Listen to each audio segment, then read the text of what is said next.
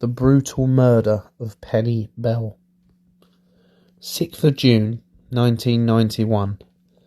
A warm Thursday morning in Denham, Buckinghamshire.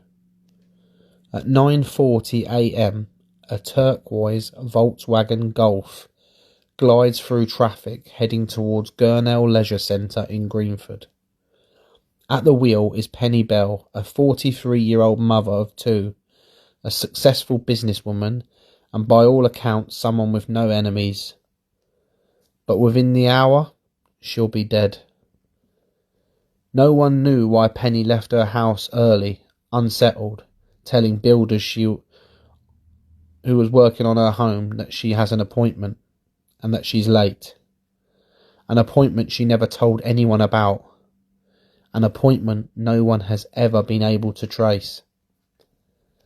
Penny's normal route to the office was down the A40, but a lorry driver saw a car that matched the description of Penny's Jaguar in Greenford just before 10:30.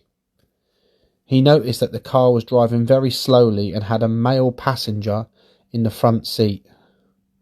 The lorry driver said that the lady inside looked like she was trying to park the car, but the passenger kept correcting her steering, making her carry on down the road. As the lorry driver overtook the car, he noticed that the man had his hand on the steering wheel. He also noted that the man was wearing a gold chain on his right wrist. Several other witnesses said they saw the same blue car with its hazard lights on, driving very slowly, also stating that the car was veering from different sides of the road several times. Despite all this, nobody paid much attention and nobody stopped to see if the driver needed any assistance. At 10:42, Penny's Golf pulled into the packed car park of the leisure centre. She parks, not neatly in a bay, but slightly askew, as if the car came to an abrupt stop. Inside the vehicle, something horrifying happens. Penny Bell is stabbed more than 50 times in the chest and neck and arms. The attack is frenzied, prolonged and personal, and yet no one hears her scream.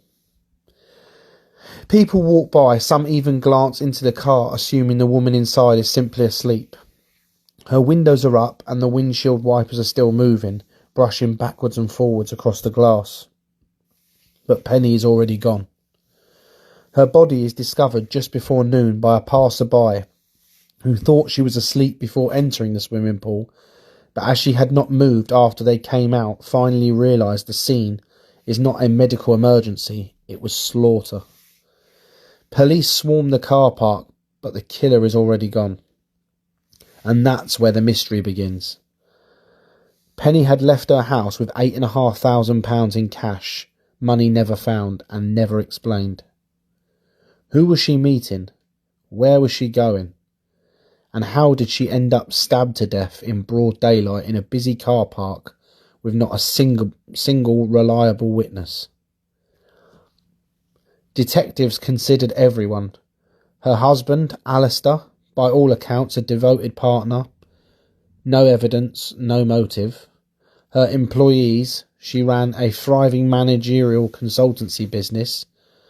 No tension, no financial regularities. Everyone got on with her. Random attack? Impossible. There was no sign of robbery, no weapon found, and the savagery suggests something deeply emotional. Then there were reports a man was seen in the passenger seat of Penny, moving Penny's arm as she was driving. Penny was also seen to be moving her hands around as if she was arguing or trying to defend herself, and a blue car speeding away. But each sight conflicted. No one could be verified. Eyewitness testimony melted under scrutiny, and the timeline crowded with chaos. Unreliable, offered no clear picture of the killer's escape. The truth was slipping away. The only solid evidence: Penny had been attacked inside the car. No defensive injuries on her hands suggest that she never saw the first blow coming. She may have been stabbed by someone sitting right next to her, someone she trusted enough to let in her vehicle.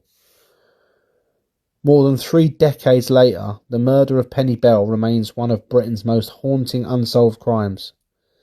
A woman with no enemies, an appointment that never existed, and a murder in the middle of a crowded car park, committed with furious precision and witnessed by nobody. Somewhere out there, Penny Bell's killer walks free, an ordinary face in an ordinary crowd, carrying the secret of a crime so brutal it silenced a woman forever. And until that secret surfaces, the question will always remain: who was Penny meeting that morning, and why did they kill her?